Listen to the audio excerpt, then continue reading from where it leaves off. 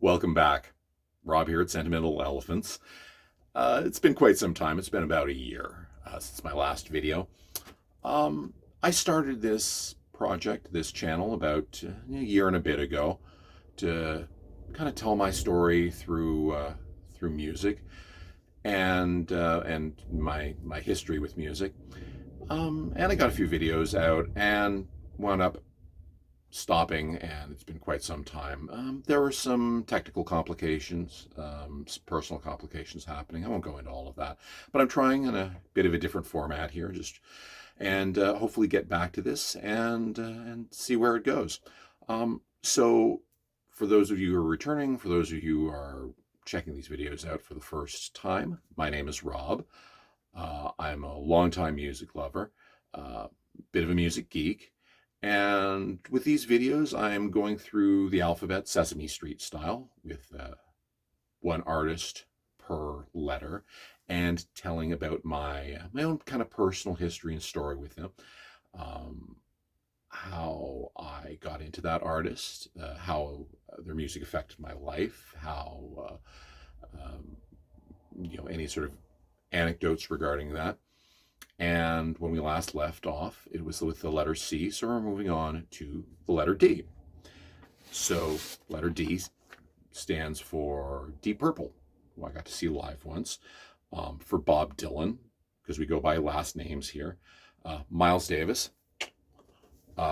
This was almost a Miles Davis video, at which I would have been displaying my incredible lack of knowledge about actually how jazz works, in spite of the fact that I love listening to it.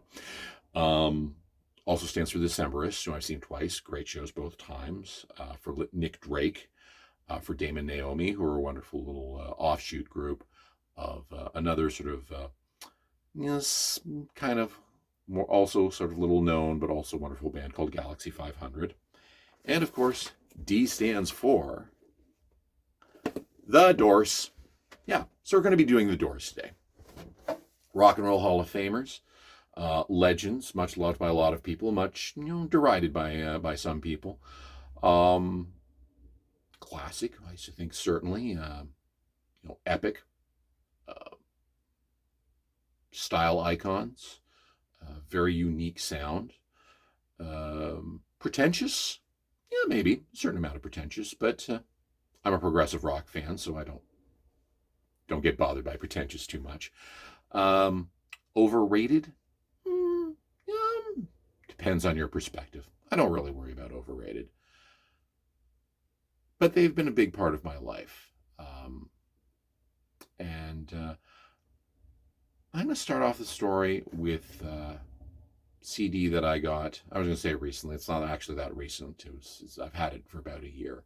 But it's this one here. Hopefully not too much glare. Weird Scenes Inside the Gold Mine, which is a compilation. Now, I already have the complete recordings box set. Just to bring people up to date, I'm incredibly old, so I still buy albums, in this case CDs, the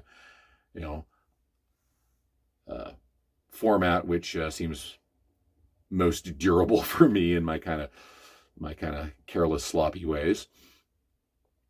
And I've got the complete recordings box set, so that's all of the albums. So I've got all their main recordings. So why would I buy a compilation? Particularly this one.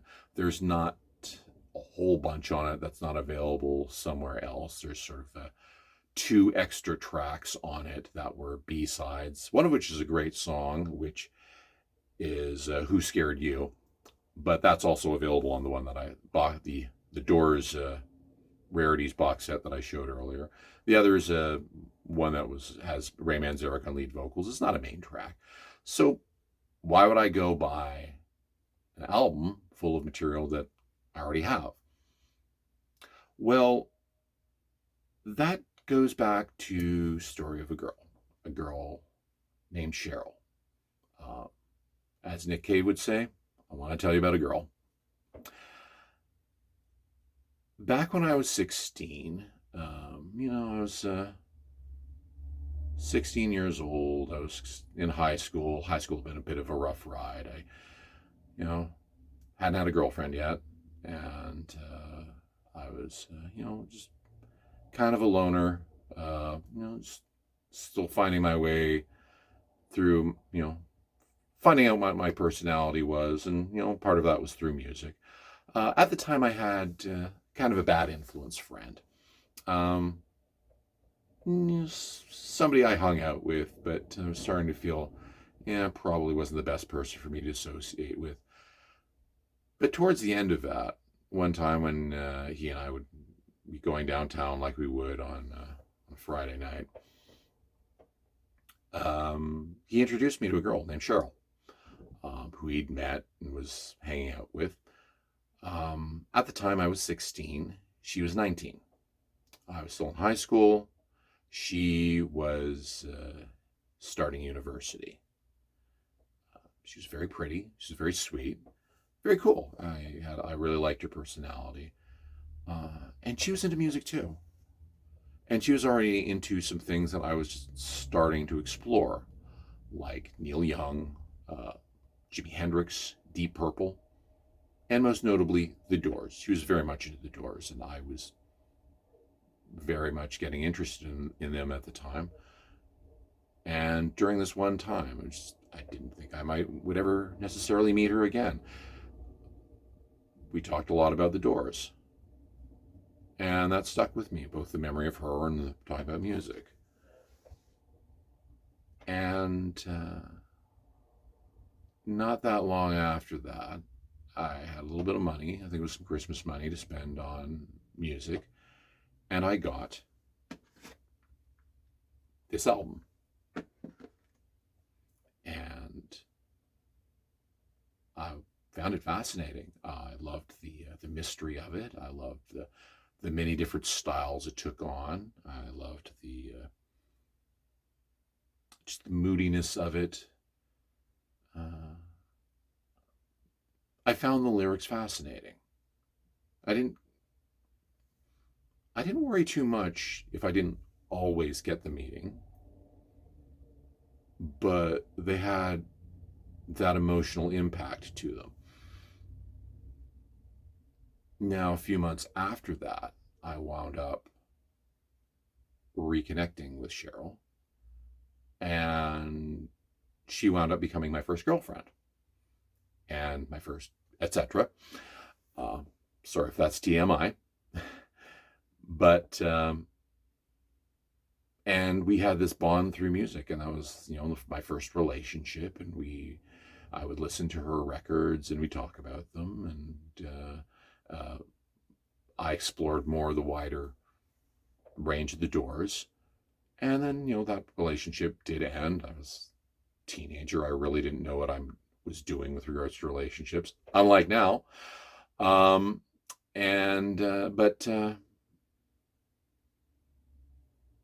even though there was, the sadness and the usual post-breakup feelings, always had, this sentimental attachment to her,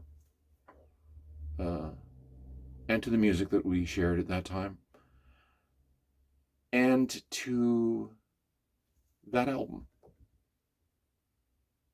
And just hearing the songs in those context, and the artwork, the just the memories that would stir up.